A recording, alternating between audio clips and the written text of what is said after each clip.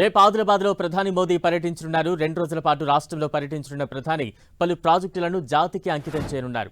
అభివృద్ధి పనులకు శంకుస్థాపనతో పాటు ప్రారంభం చేయనున్నారు.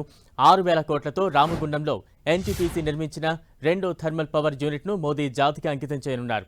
70 కోట్లతో చేపట్టిన అంబారీ, ఆదిలాబాద్, పింపాలకుట్టి రైల్వే లైన్ను జాతికి అంకితం చేయనున్నారు. ఆదిలాబాద్ పర్యటనలో దాదాపు 6,700 కోట్ల అభివృద్ధి కార్యక్రమాలకు శ్రీకారం చుట్టనున్న మోదీ కొన్ని కార్యక్రమాలను వర్చువల్గా ప్రారంభించనున్నారు.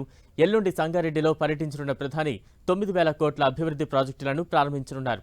మొదట బేగంపేట విమానాశ్రయంలోనే 400 కోట్లతో నిర్మించిన పౌర విమానయాన పరిశోధన సంస్థను ప్రారంభించి జాతికి అంకితం చేస్తారు.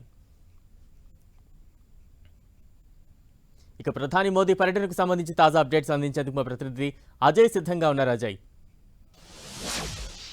రేపు ఎల్లుండి భారత ప్రధాని నరేంద్ర మోదీ తెలంగాణలో పర్యటించున్నారు. రేపు రాత్రి హైదరాబాద్లోని రాజ్భవన్లోనే ఆయన బస చేయనున్నారు. అయితే దీనికి సంబంధించి అధికారికంగా సంబంధించినటువంటి కార్యక్రమాలకు సంబంధించి ఏ కార్యక్రమాలకు శంకుస్థాపనలు చేయబోతున్నారు, ఎన్ని అభివృద్ధి కార్యక్రమాలకు ఆయన జాతికి అంకితం చేయబోతున్న దానిపైన కొంత సమాచారం అయితే అందుతున్నటువంటి పరిస్థితి మనం చూసుకోవచ్చు.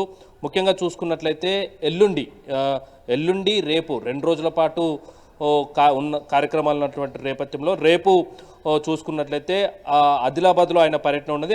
ఆదిలాబాద్లో చూసుకున్నట్లయితే మొత్తం 6,697 కోట్ల పనులకు సంబంధించి ఆయన శంకుస్థాపనలు, అదేవిధంగా జాతికి అంకితం చేసే కార్యక్రమాలను ఉన్నటువంటి పరిస్థితి మనం చూసుకోవచ్చు. అందులో భాగంగా చూసుకున్నట్లయితే ఎన్టీపీసీలోని థర్మల్ పవర్ ప్రాజెక్టు రెండో యూనిట్ను 6,000 కోట్లతోటి నిర్మించారు. దీన్ని జాతికి అంకితం చేయనున్నారు. అదేవిధంగా 70 కోట్లతోటి నిర్మించినటువంటి అంబారీ, ఆదిలాబాద్, పీపలంకుట్టి రైల్వే స్టేషన్ విద్యుదీకరణ లైను పూర్తయినటువంటి పరిస్థితి, దీన్ని జాతికి అంకితం చేయనున్నారు. అదేవిధంగా చూసుకున్నట్లయితే శంకుస్థాపనలకు సంబంధించి ఆదిలాబాదు బేలా మధ్య ఉన్నటువంటి NH-353 హైవే ఏదైతే ఉందో దానికి సంబంధించి 32 కిలోమీటర్ల పొడవుకు సంబంధించి 490 కోట్లతో ఆయన శంకుస్థాపన చేయనున్నారు. అదేవిధంగా హైదరాబాద్ భూపాలపట్నం సంబంధించినటువంటి రహదారి విస్తరణ కోసం 136 కోట్లకు సంబంధించి ఆయన శంకుస్థాపన చేయనున్నారు.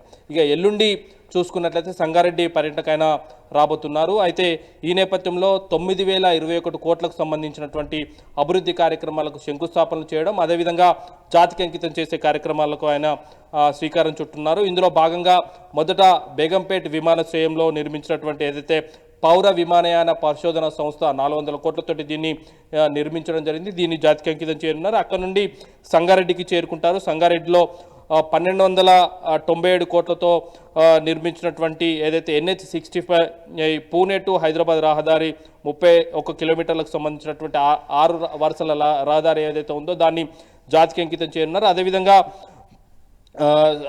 399 కోట్లతో నిర్మించి తలపెట్టినటువంటి NH-765D మెదక్ ఎల్లారెడ్డి మధ్య 2 లైన్ల విస్తరణకు ఆయన శంకుస్థాపన చేయనున్నారు.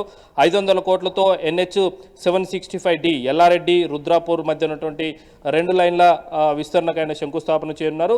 జాతికి అంకితం చేసే ప్రాజెక్టుల విషయానికి వస్తే 3,338 కోట్లతోటి పారదీప్ హైదరాబాద్ గ్యాస్ పైప్ లైన్ను ఆయన జాతికి అంకితం చేయనున్నారు. అదేవిధంగా 1,409 కోట్లతో నిర్మించినటువంటి NH-161 సంబంధించినటువంటి ఏదైతే కంది రామినపల్లి సెక్షన్లో 4 వరుసల రహదారిని ఆయన ప్రారంభించనున్నారు. 323 కోట్లతో పూర్తయినటువంటి మిర్యాలగూడ కోదాడ జంక్షన్లో 2 వరుసల రహదారి. ఇట్లా మొత్తంగా చూసుకున్నట్లయితే 2 రోజుల పర్యటన దాదాపుగా 15,000 కోట్ల ప్రాజెక్టులకు శంకుస్థాపనలు, అదేవిధంగా పూర్తయిన ప్రాజెక్టులను జాతికి అంకితం చేసే కార్యక్రమాలను అయితే ఆయన చేపట్టున్నారు.